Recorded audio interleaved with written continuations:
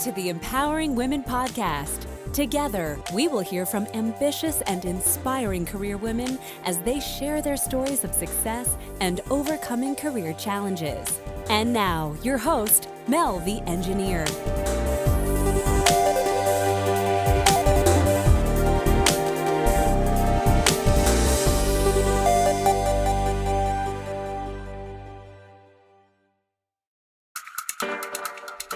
Hello, and welcome to the Empowering Women podcast. I am your host, Mel the Engineer, and I'm pleased to be with you today to share another great interview. I have to be honest, with this one, there's a lot on my mind. So let's start with our announcement and then we'll chat about our guest. If you are listening to this podcast when it comes out, so in June of 2019, you only have a few more days to get the early bird rate for the Empowering Women in Industry conference. The conference is designed and has carefully selected speakers and teachers to help you take your career to the next level. It's also going to be great networking ground, so I'd love to see you there. This is happening on September 26th at the Chicago Athletic Club Hotel in the heart of downtown. For those of you in the water and wastewater industry, this is coming right at the end of WEFTech this year. So this is a superb location for the Empowering Women in Industry conference. Not only is the hotel beautiful and in a historic building, but it's also near a lot of tourist attractions you might want to check out the following day. So it's close to Cloud Gate, known as the Bean. It's close to a lot of Chicago museums. So great location. It's going to be a lot of fun. So if you're interested and want to get the early bird rate, head over to empoweringwomeninindustry.com for details. All right, on to our guest. Today, I speak with Ingrid Lindberg. Ingrid is the founding owner of Chief Customer Consulting. She's the first person to ever hold the title of CXO, or Chief Customer Experience Officer. From the early age of 14, Ingrid began working full-time at a salon. She soon worked her way into retail and then retail management at the age of 17. Leveraging her customer service experience, she took advantage of opportunities to catapult into the world of customer experience, which was really just becoming a thing when she got into it. You'll hear more about that. In our discussion, Ingrid shares her story of working her way to executive leadership in corporate America as a customer experience expert. Ingrid also authored the first chapter in a book called Words of Wisdom from Women to Watch. Her piece is really excellent, and I highly recommend it, so I'll try to put a link for that book in the show notes. Ingrid freely shares so many nuggets of wisdom. I would love to hear from you if there are any parts of this discussion that stand out, topics or quotes. So tweet to me at Mel the Engineer, or you can drop me a line on Facebook, also at Mel the Engineer. I would love to hear from you. Okay, let's get right into the discussion with Miss Ingrid Lindberg.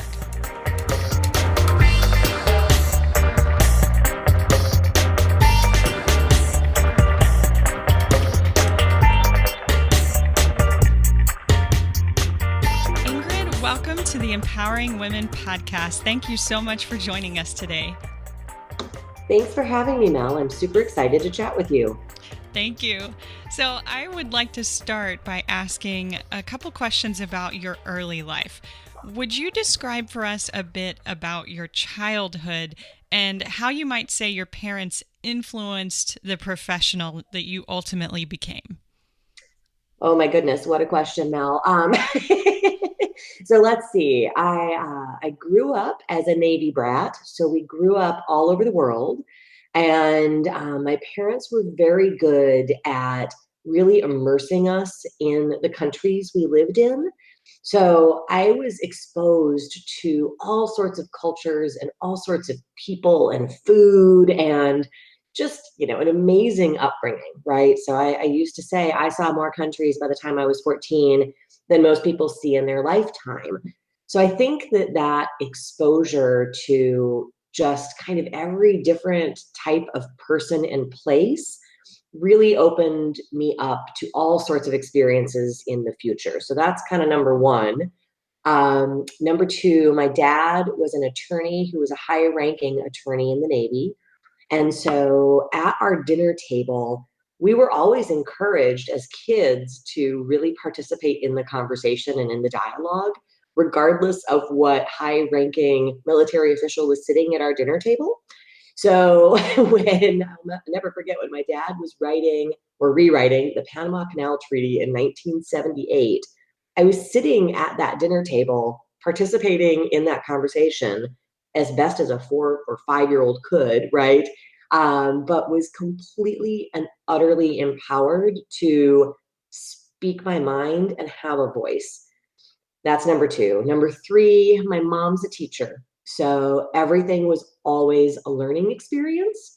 And there was instilled in me at a very, very young age the just constant curiosity for more. And I think those three things are so key to what I've done with my career and how I've grown as a professional.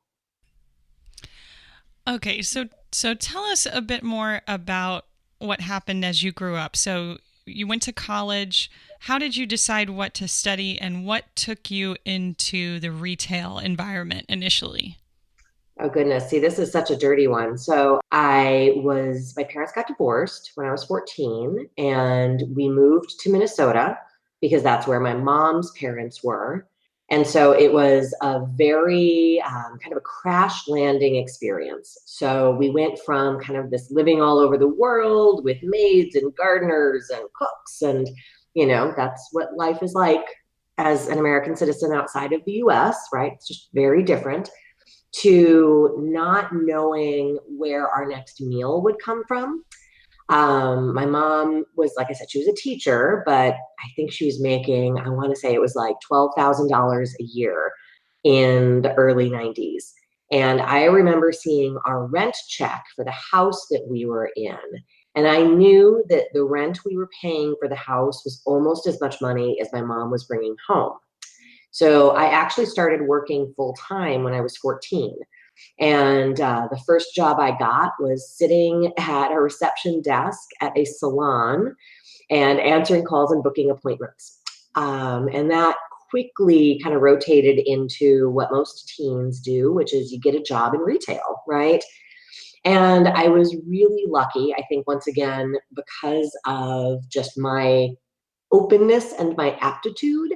I rose through the ranks really, really fast. So I was an assistant manager of a Pier 1, a great big Pier 1 when I was 17 years old, and went through college working full time in retail, managing Pier 1 stores. And I had this absolutely fabulous regional manager. So he was in charge of the entire Midwest for Pier 1. And his name was Tom Johnston. And Tom was just a fabulous father figure. But more importantly, he was one of those people who just kept saying, "You're going to do more," and pushed me harder and harder. Knew I was going to school full time. I was commuting 45 minutes each way every day between the small Minnesota town that I was going to college in and the big city of Minneapolis where I was working. Decided to major in sociology and was also studying music. So I was in the choir at St. Olaf and had a pretty sizable, we'll say help from chunk of money help from St. Olaf to participate in the choir. So between those two things, it was just always this, interest in how people made decisions, right? And sociology just felt like the best fit for me. So the retail was really gosh, I have to help my mom put food on our table. And then frankly, the sociology was hey, I just really I want to keep studying humans, right? Humans are really interesting to me. So that's how I landed with retail as my kind of first industry I worked in for a heck of a long time, but starting at a very young age. And the sociology was, hey, that looks like it's a close match, but there was not much thought, to be honest, Mel. Right. Well, it sounds like there were, pressing things that you felt like you had to help with, and when something like that happens, that takes priority over maybe thinking about what I'm passionate about right in that moment, right? For sure, for sure. And I think so many people are faced with very similar circumstances, right? I talk to lots of college and entering and exiting college aged people, and one of the things that I just keep hearing is I'm making a choice based on where I think I'll be able to make money, not based on what I really love. And what does that make you think? I think it's heartbreaking, but I also think it's kind of realistic. And I've learned throughout my career that you can keep that thing that you love and figure out how to apply it to what you're actually doing. It may not be your very first job, it may not be your second, but I really do truly believe that if you have a passion and you keep working towards it, that your career will actually follow that passion or allow you to follow that passion. So, it's a little heartbreaking to hear, but at the same time, I think okay, there's some pragmatism there, and I appreciate that. I appreciate the pragmatism. Right, right. Okay, sorry, I derailed a little bit there. So I want to kind of follow your career path. And what I'm trying to get to is how did you develop expertise in customer experience? So I wonder if you could walk us through a little bit of how your work life grew and what happened along the way that took you into customer experience. Oh, this one makes me laugh every time I think about it. So thanks for taking me down memory lane, Mel. So if you think about retail, right? Starting in retail is all about visual experience and customer experience, right? You want to create an environment where people are going to wander and explore and find, especially in a place like Pier 1. So I think just inherent to that first major employer I had, that taught me a lot about, frankly, merchandising and visual design, right? The other thing about retail, when you're running a large multi-million dollar a year retail store, what happens is you're in charge of everything, right? Your human resources, you are hiring, you are firing, you are the CFO, you are the CEO, you are everything, your ops, your service. And having that purview to that entire experience that not just our customers went through, but more importantly, our employees went through, gave me a kind of a leg up and a start. So then I enter my quote unquote real career. I took a job after circling an ad in the paper because I realized that, sociology wasn't going to get me that far unless I wanted to continue my education and I needed to work. Mm-hmm. So I took a job, frankly, being a contact center agent trading for 401k participants. So placing trades for your 401k because this was before you could just, log into insert 401k provider here and do your own, account management. You actually had to place a phone call. And I got the job and they trained me in Series 6 and 7 and 63 and, did all that stuff. And they put me on the phone. And I had been there for about, I say it's about 6 weeks, might have been 2 months of actually being on the phone. And I will never forget, I walked in one day into the CIO's office. Now, keep in mind, I am a contact center agent who has been an employee for about 2 months. And one night after my shift, I literally just walked right into the CIO's office. I did not understand that that was something you weren't supposed to do. And his name was Ed Newman. And I walked into Ed's office and I said, "Hey, Ed, I'm Ingrid." And he kind of looked at me like, what do you do? And I told him. And we started talking. He was very kind. And I said, "Hey, I've got these ideas for the platform that we're using to place the trades. If we made these 5 changes to these screens, I would be faster and better. And, we would have less errors." And he kind of looked at me and he said, and this is 1997. And he said, "Are you a user experience designer?" And I looked at him and I was like, I have no idea what that means. No idea what that means. And he handed me some writings from Alan Cooper. And at the time, Cooper was talking about personas and screen design. And I really just self taught a lot of things. I ended up joining Ed's team and designed a lot of a platform that is still being used in 401ks today called YStar. It's been renamed and rebranded and purchased 1,000 times by 1,000 different 401k providers. But it was all just based on, as someone who's using this set of screens, in this case, a contact center agent, how could I make it better, faster, more efficient? So that was really my kind of entree into design. A lot of self teaching, frankly. No schooling, lots of reading, and lots and lots and lots of practice because there was no one else. We had a bunch of coders and we had a bunch of people who ran QA for us, but no one was really thinking through the design steps at that time. And we ended up, YStar was a platform that was acquired by American Express. And American Express hired a team of us to transition that portion of their business onto that platform. And so there's like, I don't know, 5 or 6 of us that were over there. Ed was running the show. And we were sitting in a meeting and somebody said, well, if we're going to do this, what's going to happen to the paper that we send to all the 401k participants? And what's going to happen to the phone calls when people call and ask, like, what are we going to say? Because we have to change all the scripts. And everyone kind of looked at me and said, can you take that? And I said, oh, sure, I can take that. And that ended up really beginning my omni-channel customer experience design, if I think about it in retrospect, because I was given the task of redesigning how we answered the phone, what marketing materials we sent to people, and then how we would train our customer service agents to actually use this new platform, right? We didn't have the term omni-channel, we didn't have the term customer experience, but that's what I was doing. So I did that for many, many years, and we built a very successful enterprise known as Ameriprise, crafted all around that work.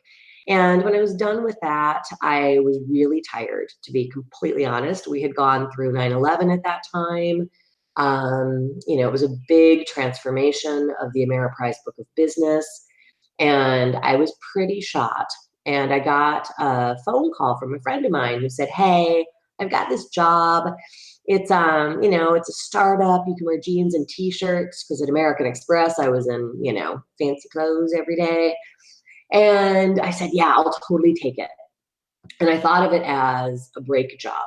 I literally thought I was taking a job to take a breather, right? Had never done a startup before, didn't quite know what that meant. And so I walked into this company and I got hired, and everyone was a business analyst, right? We had no titles, we had no offices, total true startup space. And this is 2002 now. And I was told that I was going to be building a product that was going to be called the Health Savings Account. And they wanted me to design the product, and they wanted me to design all of the materials and the website and the contact center and really figure out all of that stuff for this new product I was going to build. I think there were like 100 people at the company, right? And 50 of them were contact center agents. So once again, right, I found myself in a space where I was designing experiences for people for a brand new product. And at the time, I had absolutely no idea how impactful it would be to be building the first HSA in this country, right? Yeah, absolutely. Craziness. So we sold Definity Health to United Health. I was part of a team of 6 that was recruited into Cigna to lead their transformation into a consumer-driven healthcare company, frankly, because that's what we had built at Definity. And the president of the Americas at the time, David Cordani at Cigna, was like, I want to do that same thing. So he hired 6 of us. I came in, I was there for about a year, built a bunch of cool stuff. The company just wasn't ready for that level of transformation. So I left and I went to Ceridian for 18 months and was their chief marketing officer for their benefits division. And once again, right, changed how we touched the consumer, how we talked to them through all channels, tried to make their experience easier and better. And then was actually recruited back to Cigna by Mr. Cordani and this lovely man named Michael Showalter, who was their chief marketing officer, and went there and led the transformation. So that was my first CXO, customer experience officer role. And there I'm going to pause for a second because that's a good 7 minutes on how did I actually become a CXO. Yeah. You're listening to the Empowering Women podcast with Mel the Engineer. You can listen to this episode again and access our other episodes on iTunes, Spotify, and Stitcher. We'd also love to hear from you, so come on over to empoweringwomenpodcast.com. And you can tweet to me or reach me on Facebook at Mel the Engineer. No, it's a wonderful story. So, I mean, I've got several questions. Okay, I'd like to ask, while we're close to it, I'd like to ask, you said that Cigna wasn't ready for that level of transformation yet. Could you describe a little bit more about what that meant? How did you assess that? And then what changed that made them ready for you at that time a bit later? Sure. So if you think about my career up to that point, it had been retail and I had an enormous amount of autonomy, right? I was running a business. I mean, I was running a big store. And then at my financial services years, right, I very early on had a ton of autonomy because I was tied to that CIO. I was doing design work almost immediately, had an enormous amount of influence and opportunity as we were building out that Ameriprise brand with, once again, lots of autonomy and really progressive leadership, right? So Ken, the CEO of Amex at the time, was all about the consumer. And I mean, Amex is an incredible consumer brand, right? I mean, incredible consumer brand. And I was thinking about, all of this background that I had with these super progressive leaders and these super progressive companies, and then this startup that was being built all around a consumer. And then I walked into Cigna, which was a 200-year-old insurance company, frankly, run by a bunch of kind of old white men. And I walked in the door with this charge of, I'm here to mess things up, right? I'm here to make you into a super progressive, really exciting, consumer-driven company. Woo! And I had never run into that level of just discouragement before, right? I had never run into what I now lovingly call the middle management mafia, which is just, that group of people who've had their exact same job for 20 years, and are not willing to change and are surely not going to change because some young punk with, at the time, bright red manic panic hair and a nose ring, because I'd been at a startup for a while, covered in tattoos and not understanding what it was like to work in a 200-year-old insurance company, they surely weren't going to be listening to me. So the culture had not been prepared for the level of transformation that it knew it needed. And I think at the time there was so David was not the CEO yet. He was the president of the US. He is now the CEO. He became the CEO. And he had a vision and he knew where he wanted to go, but it wasn't his company to totally turn yet. So I think a lot of the early ambition that he had and the vision that he had for what healthcare could be and what that company could be, he had those, but the rest of the organization just didn't have it yet. You're looking at a transformation of a company that is filled with employees who are very tenured, who have been using a very successful playbook, even though it may have been pretty antiquated, and they've been using it for a really long time. And it takes a level of preparedness and a level of dedication and a level of leadership in order to prepare and lead a company through the type of transformation we were talking about with Cigna, right? So taking this 200-year-old company that was very business to business, medical management focused, and turning it into truly a consumer, customer centric company where every decision that they try to make is based on what truly is going to be best for that human. That takes a level of leadership that just wasn't there at the time. Just wasn't there at the time. So I think that's why they just weren't ready that first pass. Right.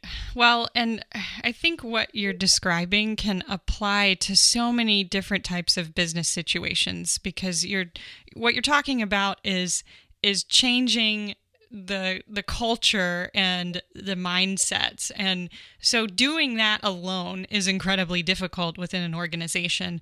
But you came in as a woman leader into this male dominated space and had to get people on board with you, and it sounds like you had a champion in the new CEO with that. So, but I mean, it's just that's hard to do.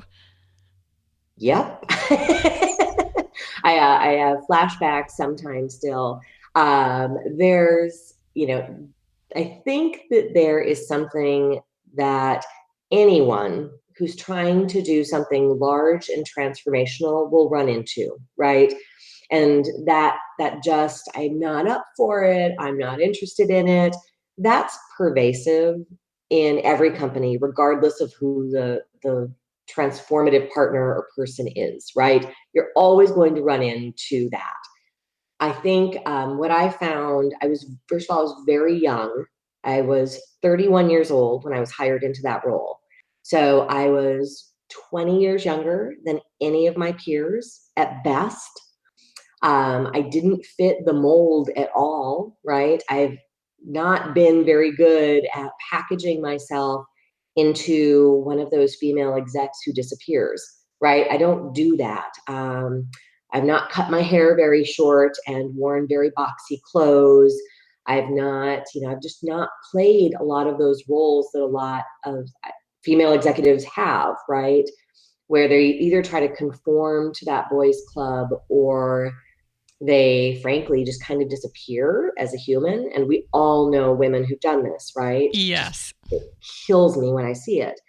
So, I look at the strikes against me that I had walking in. I've always been pretty loud. I laugh a lot.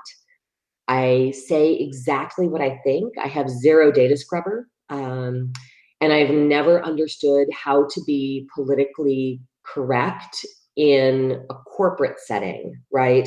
And when I say politically correct in a corporate setting, I mean, I don't know how to do things like say, "Oh, Joe, that's a brilliant idea. Thank you so much for coming up with it."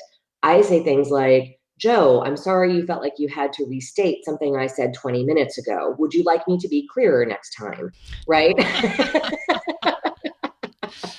Well, and there's something to be said for that talent and that level of awareness. I think that in many ways that forwardness it's simply not been taught to girls growing up in this society.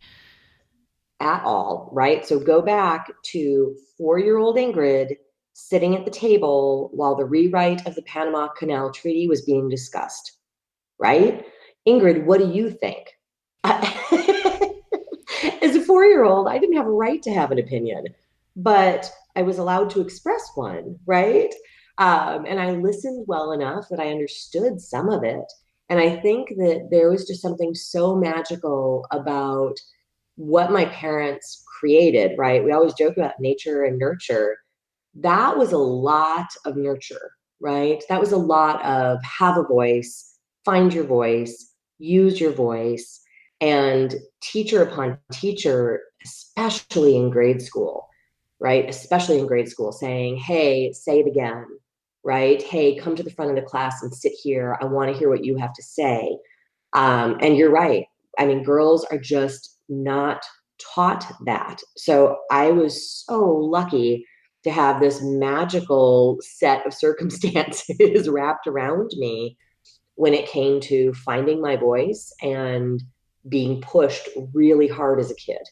Right. And what I'm hearing when you describe this type of interaction with your parents is not only are they encouraging you to think through a question or a problem, but they're also inherently showing you that your thoughts on it have value. Yep. Right. And at that age, think of how impactful that is.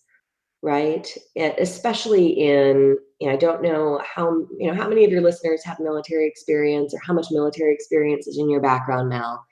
But when you have someone walk in who's got all sorts of ribbons on their chest and a bunch of stars on their shoulders, as a kid, you know how important they are.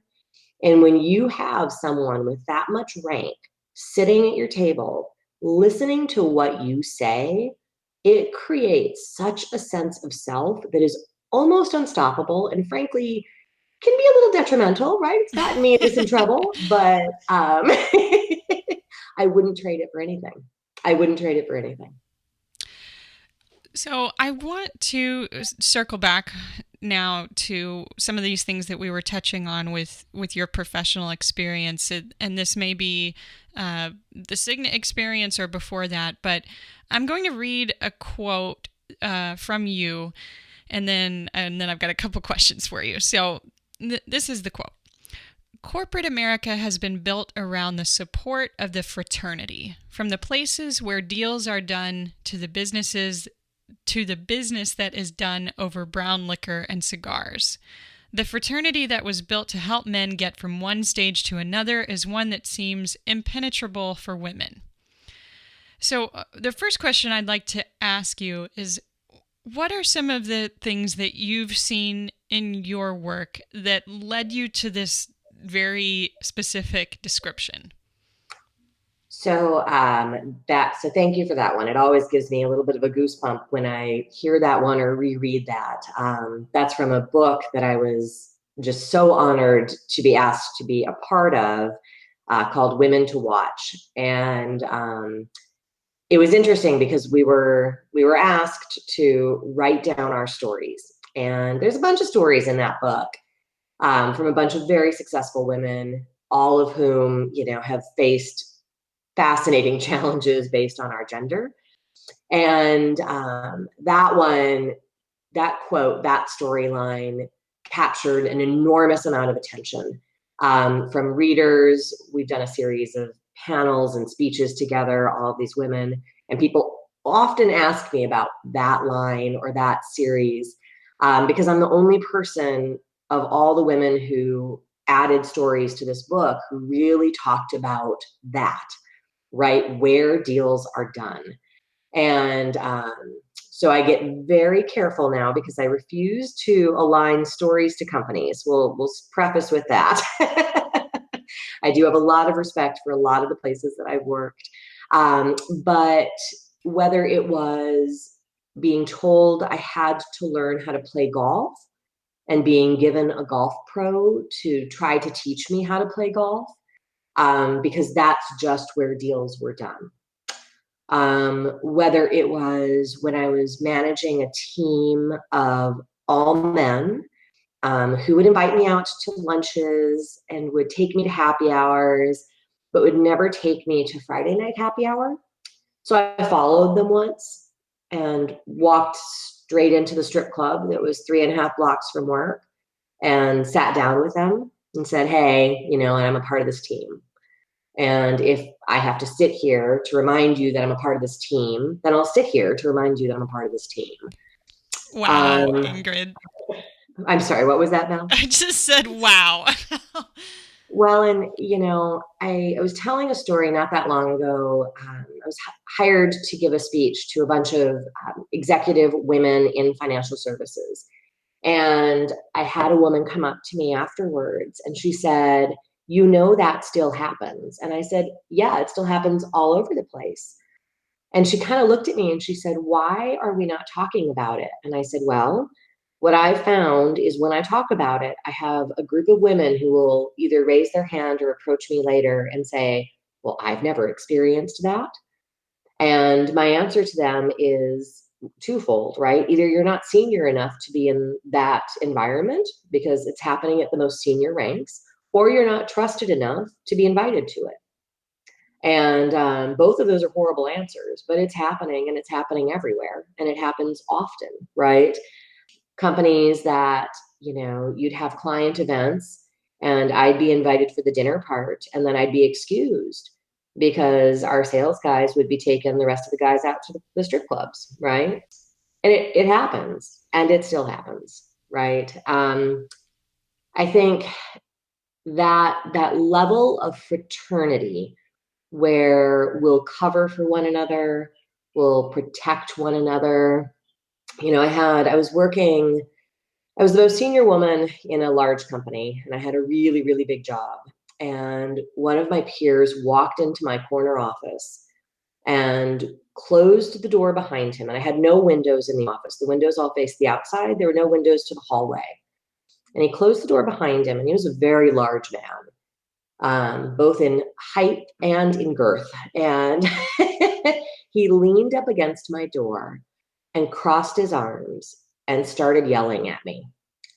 And I remember sitting there thinking to myself, I'm actually afraid, right? I'm afraid. I'm not a diminutive woman, right? I'm not.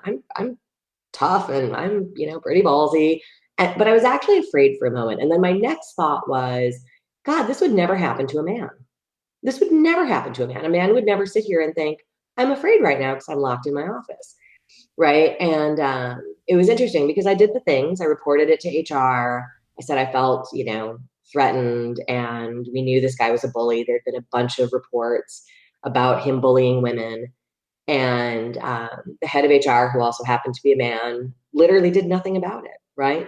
Just kind of told us all that we were being too delicate and that he wasn't a bad guy. And that fraternity still exists today. And that's, I think that's the super tough reality of what we're living in. Oh, Ingrid, so many thoughts. Big sigh, Mel. Right. So I'd like to ask from your perspective, how do some of these things manifest in terms of the cards being stacked for fraternity and against women, not only penetrating the higher ranks, but being successful in the higher ranks of corporations? So I think, there was a great HBR article. Gosh, I want to say it was like 2011 or 2012. And it was talking about women in the workplace. And it had a pretty significant focus on second generation bias, right?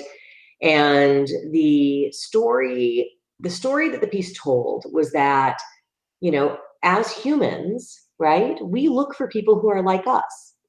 Look at your group of friends, right? Look at the people you choose to have lunch with at work. They're people who share similar interests, who feel like you, sense like you, think like you. I mean, that's what we do, right? That's what we're drawn to. You actually have to actively work to find people that may not be in your comfort zone and bring them into your world. And so following along that thought, the HBR article had said, look, so you've got men who are in positions of power. When they're looking around, they find young men who remind them of what they were like when they were 20. And they bring them in and they say, okay, you're a part of my club now. This is how we work. This is how we act. This is how we talk. This is how we make deals. And they foster these friendships, and there just aren't as many women in those positions of power, right? And so, if you look at most executive teams, you get maybe 2 women out of the 10, right?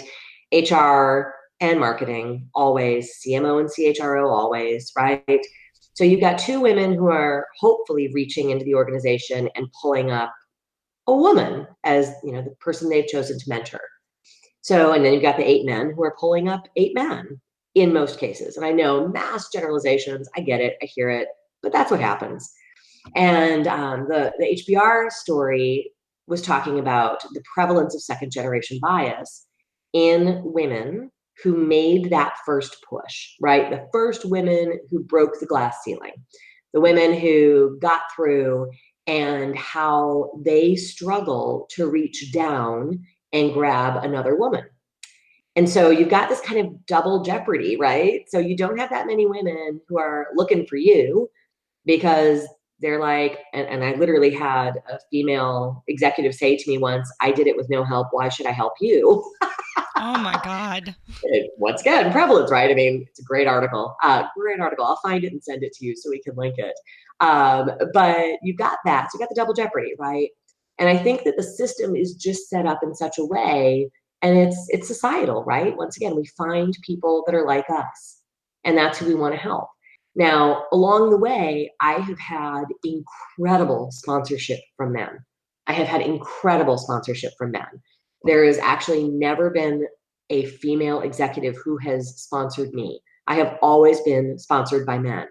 But what's interesting is, even with that sponsorship, right, I've had leaders say things to me like, well, we need to grow this guy because he doesn't have nearly as much experience as you do.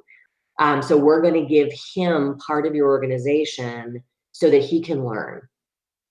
Or, I'm going to give this guy a little bit more money in the bonus, even though you did better because he's got 4 kids and you have none. No, someone said that? Oh, totally. Totally. Within the last decade, insanity. Oh, wow. So those are from men who have been incredible, incredible sponsors who have helped me make my career, right? So I think at the end of the day, there is just such a prevalence of that. And frankly, I feel like it is my job to stop that cycle of second generation bias, right? We have to stop it. We have to help each other because there's no one else who's going to help. So I completely feel what you're saying, and I'd like to flesh this out a little bit more because I have some similar feelings around that point of helping one another out. So I'm not sure where to go from here. The quote you read, let's go to that for a second. Okay. Yeah, okay. So all right. So Women to Watch in business has been around for an awful long time. They honor a group of women every year. It's a big deal. Your CEO nominates you. I mean, it's a big deal, right? It's a big deal for women in business. It's up there with like the Stevies, right? I mean, it's a big deal. And they really do a great job of it. It's a huge award ceremony. It's just very beautiful, right? And so they did this call, and to anyone who had ever won, anyone who'd ever been honored, they said, we want to put together a book. You have to submit a 500-word essay, and then we'll choose, right? And they got more submissions than they knew what to do with. They chose 10 of us, and then you had to write, I think it was 8,000 words, right? And I remember I have a group of mentors and friends, and they're attorneys and, from all walks of life, right? I mean, literally attorneys and waitresses and a bartender and a couple CEOs. And I wrote my piece and I sent it to them first. And I said, I'm really nervous about this. I'm really nervous that I'm either never going to get hired again, or that it's just, am I doing the right thing? And every single one of them came back and said, you actually are in a position where you have to tell the truth about what happens, because I've been very successful. I've been very lucky in my career. I have worked my butt off. But all of that being said, I have relatively low risk in telling the truth. And I think that I am in such a minority position there that I find that so many women are so risk adverse to telling the truth because they're so afraid of what the blowback will be. And, even in my position, even with my track record, I run my own company. It's really successful. It's fabulous. I've got great clients. I've had a killer career, all of those things. I had an old colleague from a company from long, long ago call me after the book went out and was really angry with me because he felt like I was telling a bad story about a company we both worked at.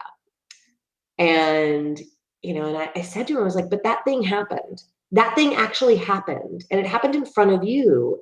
And why are you angry with me for telling a story that happened to me?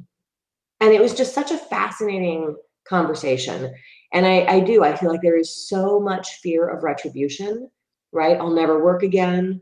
Word travels too fast. And that is every industry, Mel, right? I mean, every industry is like that. Oops, she's trouble. She's she's not gonna put up with it. Um, and I think that there's just so much fear that drives the silence. And I think that it's manifesting itself in the set of blinders that you're talking about. Wow. The fear that drives silence. That was heavy. That one hit me hard. There's more to come from Ingrid in the coming roughly 15 minutes of this episode. Thanks for sticking with us. So now that you have had this success and you want to help facilitate some of the change, what do you see that looking like? So what do you do, and how do you think maybe women can help other women? I love that one. Thank you. Favorite. So favorite question. So when I was in-house, right? In-house versus a consultant. When I was in-house, I always had women's groups. I always created women's groups. And whether it was, we're getting together once a month and we're pulling anyone who's interested, who's female, in any leadership position, right? It doesn't matter if you are managing a team of 2 or managing a team of 2,000. If you are a female leader, I want you here. And P.S., if you're an individual contributor and you want to be here, get your butt in here too. And I've always crafted those, right? Places where women can come together and actually get to know one another. I love creating women's groups in cities that are cross industry and cross company, because I think that that is such an important thing, right? Each of us have a network. Each of us have a network, and taking our networks and marrying those with another senior leaders network and pulling all those people together is one of the best gifts that you can give someone. I have helped forge amazing relationships. People have gotten jobs, people have found friends, right? But more than anything, it just creates an environment where you look around and you see this group of women and you go, yeah, there's a lot of power in this room. And it reminds them that they're not alone. And I think that step one is so important and frankly, so easy. Number 2 is I spend an awful lot of time mentoring women. I have at any given time somewhere between 10 and 20 women that I am simply mentoring, right? How can I help you? Let's have lunch once a month or a breakfast or a coffee. Let's have a conversation about what you're facing. How can you navigate that? What are your options? How are you thinking about it? I feel like I am not afforded the chance to say no to that, right? There's not a choice there for me. That was so poorly worded. I apologize, but I don't feel like I could say no. I've learned I have to cap it, right? I can't have 100 people that I'm helping at any given time. It just doesn't work that way. But finding the time to help a group of people, whether that is 1 and that's the amount of time you have, or whether it's 10 and that's the amount of time you have, it's part of your job. You have to reach out and you have to help. Next thing, I spend a lot of time on stages now. I get hired by a lot of women's groups, by a lot of HR leaders to come and talk to women and men at companies, because frankly, it's all of our problem, right? It's not a women's issue. It is an enterprise issue. And so I spend a lot of time in front of executive teams talking about what I've seen, what I continue to hear, right? What's happening out there, and helping them to formulate ways where they can create those mentorships and create those fostering programs. So when you say, all right, top 10 execs, you each need to find someone to mentor, it has to be 5 women and 5 men. Okay, next 10 execs, you each have to find someone to mentor. We've got to have 5 women and 5 men. And actually putting numbers around who you're helping to lift through the organization and creating some of that, you're creating dissonance in the fraternity, right? You're creating dissonance in the fraternity because, and I'll tell you, when you tell a group of guys, yeah, 5 of you are going to have to mentor a woman, there's almost every time someone will be like, well, I'm afraid. And what if she sues me? What if I say the wrong thing? And I'm like, dude, just don't do anything inappropriate and it will be fine. And they end up with these fabulous relationships and you can change companies. I think at the end of the day, though, this is truly, really about you have to talk about it openly, honestly, and consistently. And if I'm the spark that starts that at an organization or with a team, it generally will continue, right? So most of the time after I give a speech, we'll do some facilitated workshops around what's actually happening in your organization, right? We'll do some true voice of employee, bring that out, show these teams that, yep, they've got a problem in their company too, and then actually do some fast design sprints to start to solve it, right? What programs can we put in place? What behaviors can we change now? What metrics can we start looking at? I mean, there are easy things that we can plug in as executives that can really change that dialogue. Yes, absolutely. And so I want to segue here into performance reviews. So you've done some writing about this, and I think that this is connected, right? HBR, they had a podcast episode about the difference between the feedback, such as in performance reviews, that women get versus men in the workplace. And what their research showed was that women would get this kind of nebulous, unactionable feedback about things like their personality, or you need to have more confidence, or things like this, while the men, particularly those who were identified for moving up within the organization, would be given actionable feedback. So I thought that was interesting. But you've had some specific experiences you've written about as well in terms of kind of conflicting feedback and feedback related to the double bind that women face. So I wonder if you would comment on that for us, and maybe how you see leaders needing to change those actions within their organizations. I love this one, right? The studies that have been done around the connotations of the exact same word between a woman's review and a man's review, right?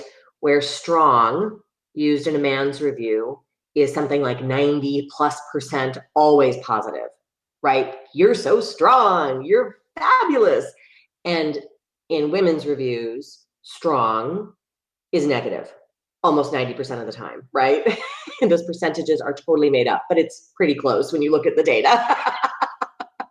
And it's a fascinating topic to me because my entire career, I'm someone who gets things done, right? I get things done, and I don't get things done by picking up the ball and running it myself. I get things done by getting a bunch of people to do work that's so crazy, amazing, and different than what they ever thought they could do. So I'm going to segue for a second because I had a call this week that was just such a perfect encapsulation of this. I have a woman that I worked with 10 years ago now, and she just got a job offer. And she doesn't know she likes the people that are at the company, and we happen to know some of them. And so I kept pushing her, and I was like, what did you, because she said, I loved working for you. I loved working for you. And I said, what did you love? You have to be articulate about this. What are you looking for? What was the best job you've had and why? And she said, because you created an environment where you got people to believe they could do something that was so beyond their skill set, and you gave us air cover to go get it done. I'm like, okay, that's a heck of a compliment. I'll take that, right? Now, back to the performance reviews. Fascinating, right? Every performance review I've gotten through my career. Oh my gosh, Ingrid, you are, all fives if those are positive, or all ones if those are positive on what you produced. You built this amazing thing. You did this amazing thing. It's incredible. And then on the how I did things, it has always been, you need to be a little softer. You need to be a little more delicate. You need to be a little kinder. I've been told that I needed to be more graceful in a performance review. You need to be more graceful. It's like, I'm not a ballerina. That's not exactly how this works, because I would love to see a man's performance review where he's been told to be more graceful. Or delicate. I mean, come on. So that space between that double-edged sword, right? Between, oh my gosh, we love everything that you do. And if you had a penis, we would just be saying go more. But because you don't, we're going to tell you you need to be more delicate because you've upset someone who does. And, yeah, oh, for right. Oh, poor little guys. But I think about that, and I think about how many stories I've heard, because it's not just me, right? I've heard so many stories about, I've been told that I'm too tough. I've been told that my standards are too high. I've been told that I'm too hard on people. And I'm like, wow, yeah, the only thing you're missing is that you don't have a penis. Let's be very clear. That's what you're missing. So it's a problem that is out there. I have helped companies figure out how to do word scrubs, right? Let's actually figure out where you're using this with positive or negative. It's gotten a heck of a lot easier in the last couple of years with AI, right? You don't actually have to look through them anymore. Machines can find them for you fast. But we do it in our hiring models. We do it in our performance review systems. And frankly, we do it in just how we're treating people, right? How we're treating people. So it's a problem that needs to be addressed and it needs to be solved. That's a really excellent example of how leaders can impact change at a higher level. I wonder if you have any thoughts for women supporting women who are earlier in their careers and they want to move up. How do you see women being able to support one another? So I go back to, and it sounds so simple, right? It sounds so simple, but even the ability to sit in a room together and have someone to ask a question of is such a powerful thing, right? So whether you can create a lunch and learn, and I always roll my eyes when I say things like this, but it's about creating places that women can go regardless of level, where they can have access to women who are more senior than them. And it's for two reasons, right? Number one, it's about, I need a place to go to ask questions. It's safe. Number two, senior women, here are your up and comers, pay attention, right? It's such a win-win. It's something as simple as crafting a space where you can do that. And I was at a firm, I'll never forget this. I was at a firm, I just joined, I had approached our CHRO and I said, look, I'm going to start a women's group here. And she looked at me and she said, well, you can't do that because we don't let people organize like that. And I kind of looked at her and I was like, I'm sorry, what? And she said, well, if women organize, then other groups will organize. I was like, oh my God, my head's exploding. And sure enough, this was a company that had a Bible study group. It had a Bible study group, but it didn't think it could have a women's group. Wow. And yep. And so I created one anyway. I didn't call it a women's group. I called it Ingrids Peeps. Only women were invited. It was really funny. And then what was even funnier was I had several gay men who worked with us who asked if they could become a part of the Ingrid's Peaks group. So they joined, and it really, truly just became a place of people who would help each other, right?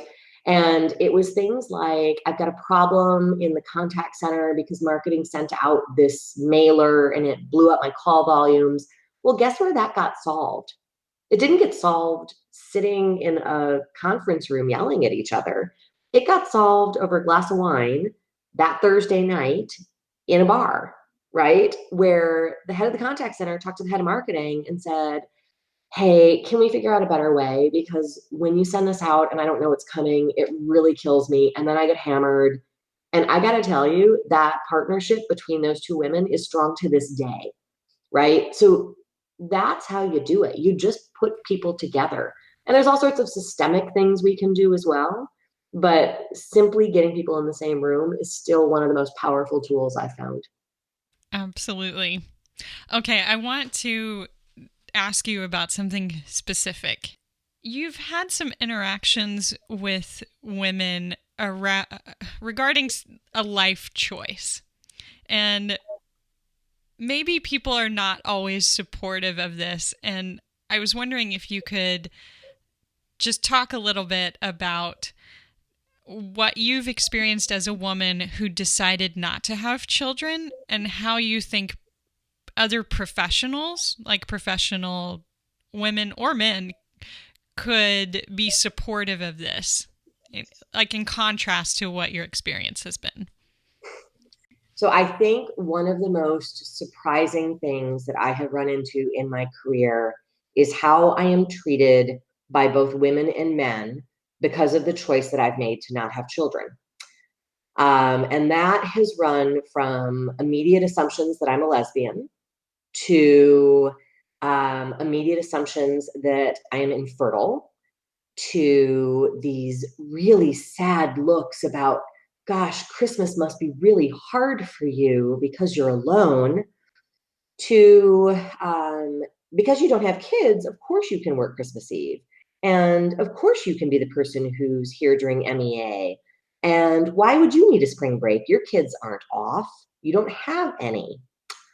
And I've heard all of those things. I've literally heard all of those things. I have had women ask me if I am infertile.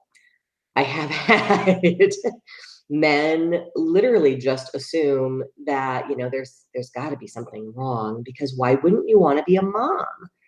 And I think, when we talk about diversity in the workplace and we talk about just the power and the joy of diversity, and we look at you look at the data, right? One of my favorite lines is, your opinion, although interesting, is irrelevant. Show me the data.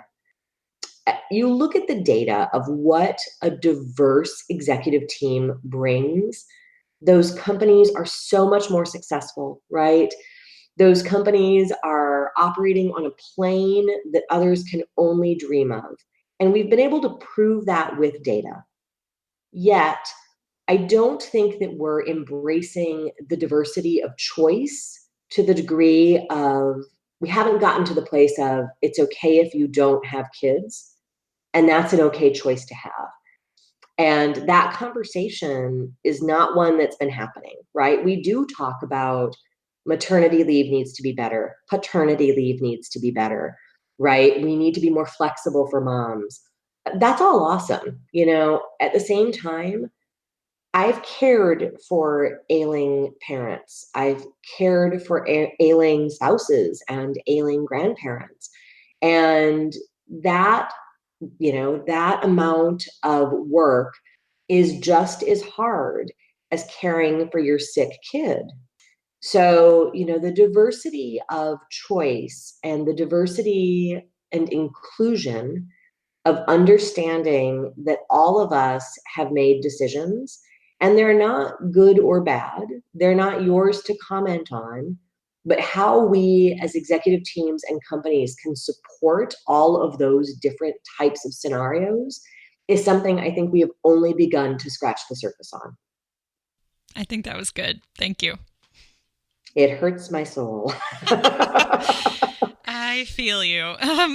Thank you again for joining me today. And I'd like to ask just an open-ended question to you of speaking to women who are earlier in their careers and they have ambition.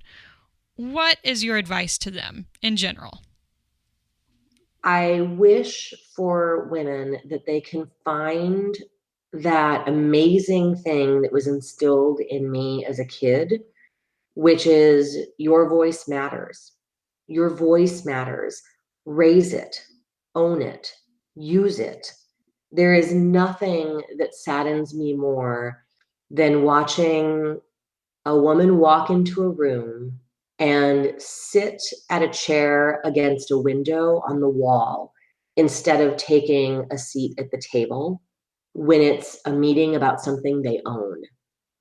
There is nothing that saddens me more than watching a woman let someone talk over her or restate something she came up with and claim it. There are ways that you can own your voice. But if you don't own your voice, someone else will. And so there is just something that I wish that every woman that's out there, regardless of your age or where you are in your career, you've been hired because you have a skill. And shame on you if you don't raise your voice and just shine, right? There's room for all of us to succeed, and there is absolutely no reason why you shouldn't be on that path. If you want it, raise your voice. That's one of my favorite ideas is there truly is room for all of us to succeed. There is, unquestionably. Ingrid, that was excellent advice. Thank you so much for sharing your stories and your recommendations with us on the Empowering Women podcast. We really appreciate it. Mel, thanks so much for the time. I really do appreciate that you're doing this. Thanks for what you're doing.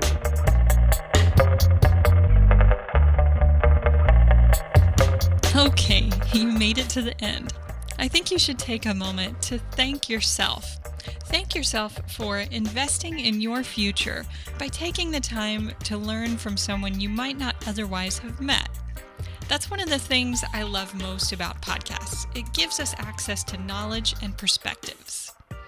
Okay, so Ingrid is awesome, and you can find her in many places online. Her website is chiefcustomer.com. That's all spelled just like it sounds, so chiefcustomer.com.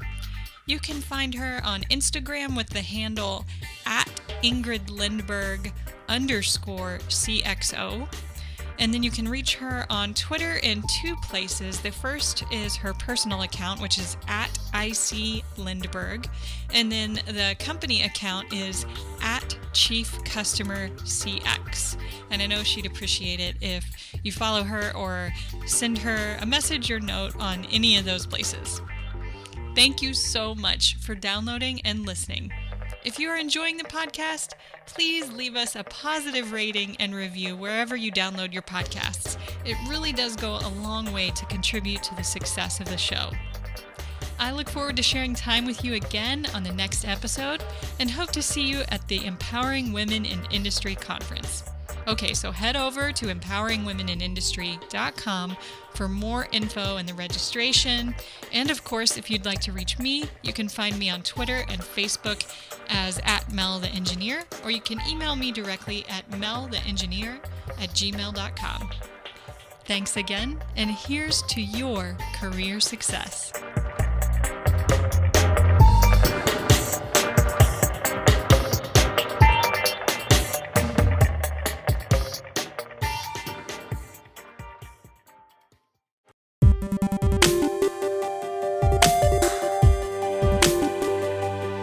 Thank you for joining us for an episode of the Empowering Women podcast with Mel the Engineer. If you find the Empowering Women podcast helpful, please consider leaving a review on iTunes or wherever you download your podcasts. Our show is a partnership between Mel the Engineer and the Empowering Women in Industry organization. Learn more by visiting empoweringwomenpodcast.com.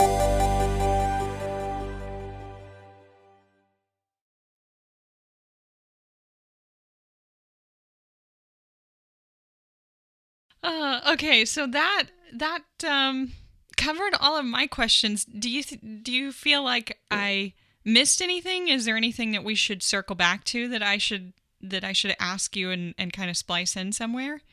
The only note that I took while we were talking is I feel like I didn't give you a great answer on how to penetrate the fraternity.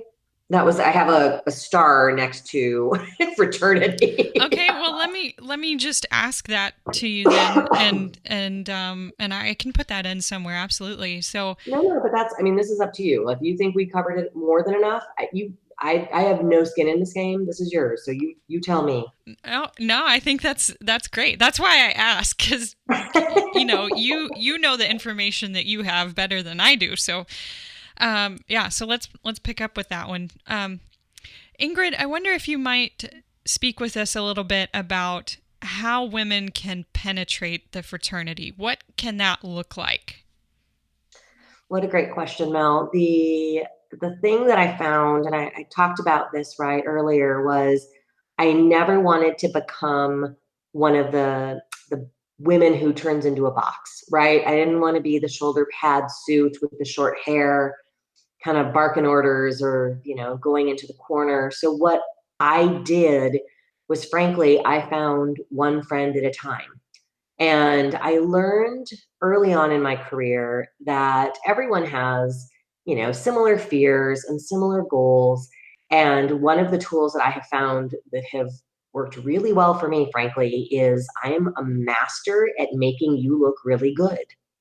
So there was a gentleman that I worked with who was very senior in operations, and he was very powerful in the company.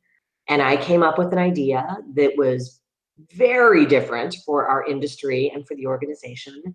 And I sat down with him and I asked him if he could implement this thing. And he kind of looked at me like I was nuts. And we had a conversation about the why, and he implemented it. And it was absolutely a game changer differentiator for the company. So we won business because of it. We won awards because of it. We got all sorts of press because of it. And it was a back channel deal that he and I made, right? Handshake. He got all of the accolades. But once we went through that, he became a friend. And I frankly built my little posse one by one like that. And it got to the point where, I joke a lot about you have to have some humility, but you also have to understand that there is an I that you have to use, right? I did that. That was mine. The flip side of that is there's an awful lot that you can really garner when it comes to social capital when you give a fabulous idea to someone else and you let them take the win. And that, frankly, is what I've done in order to create an incredible network of very supportive and very strong and very successful men in my life. And I drink brown liquor. It's totally true. That's a great I answer. learn to drink brown liquor.